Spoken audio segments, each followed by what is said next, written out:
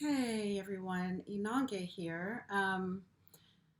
Welcome to my channel, Questioning Thoughts. Um, I'm just going to get right into it. I I don't know how to begin. I'm asking you to watch and or listen to this with an open mind, like a beginner's mind, open heart. What I'm going to read that I wrote it might be new to you. Um, there might be thoughts that you've had that maybe you dismissed. Maybe you've heard other people say these thoughts, but I think that they're worth expressing as often as possible by as many different people as possible. I've made videos about artificial intelligence, algorithms, really affecting how we view ourselves, the world, other people in the world, and all of that. And in that light, I'm going to share my thoughts with you. They might come across as I don't know what I'm. Let's say I'm taking my thoughts and I'm amplifying them to show the contrast because I feel like in this world we're kind of like under a veil.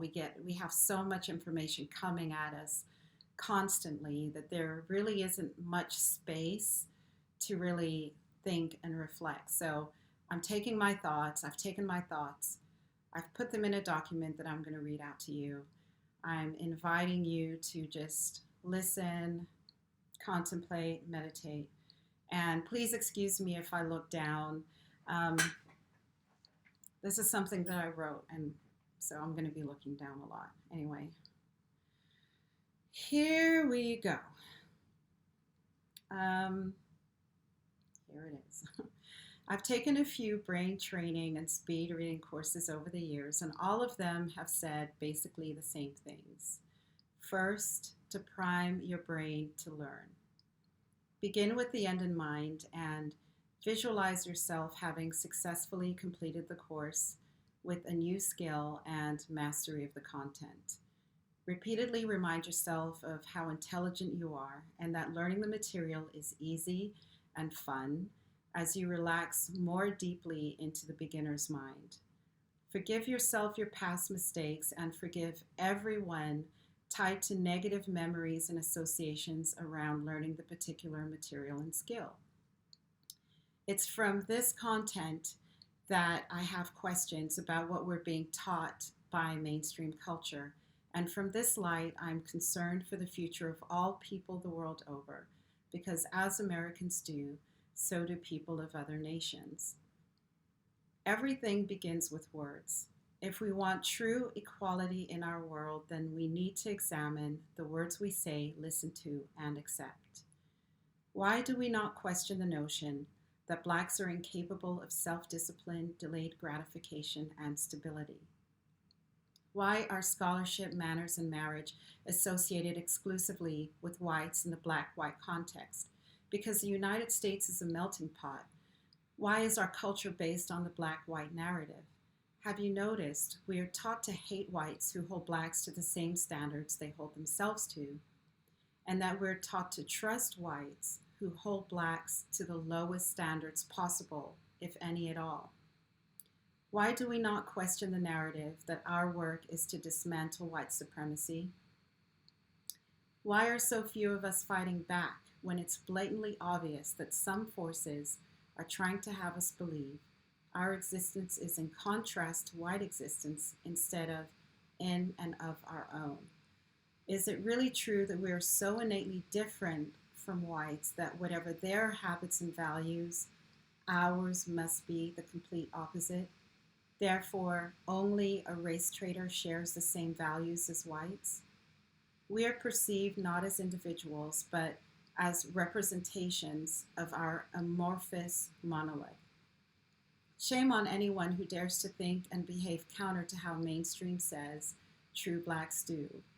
All lives but the wealthiest are government property, and government knows best.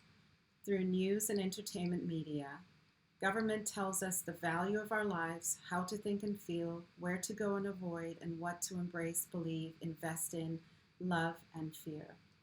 Authentic Blacks keep it real, have a personal and collective history of tragedy, struggle, victimization, and thirst for vengeance. To be authentically Black is to be thin-skinned, downtrodden, and in need of rescue. Blackness is, by definition, struggle. The true Black hero is a martyr. We say their name. They say Black people lack the capacity to handle equality, and so they need equity, the guarantee of equality of outcome, even when not earned.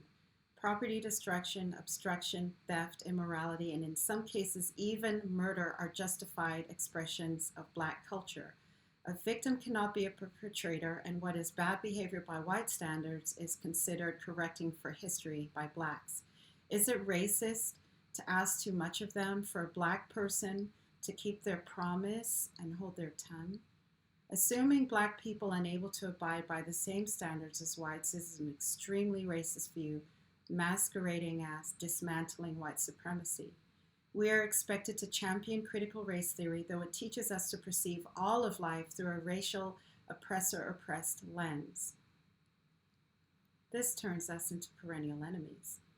Indoctrinating Black people into believing in the supremacy of white supremacy is damaging to our mental and physical health. The public message is of equality and justice. The meta message is that Black people are a special case and need concessions because they lack the ability to care for themselves. The meta message is also that white people are innately superior, and if they are good, it is their duty to make it their mission to help Black people attain equality of outcome.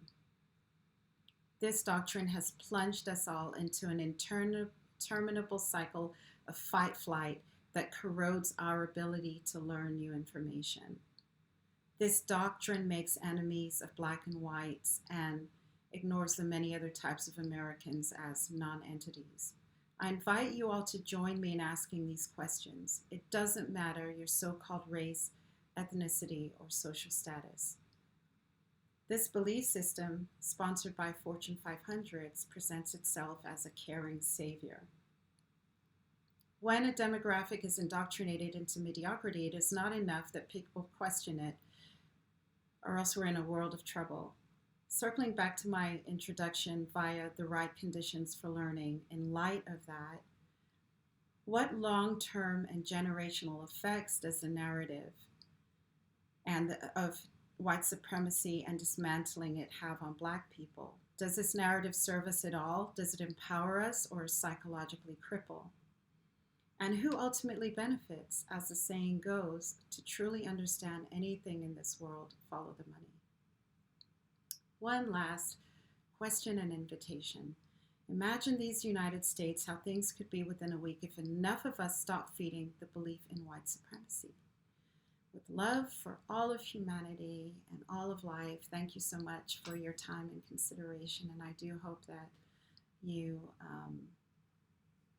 think about it, meditate on it, talk to other people, do some research on the history. I think it would, there's nothing to lose, but, a lot to gain. So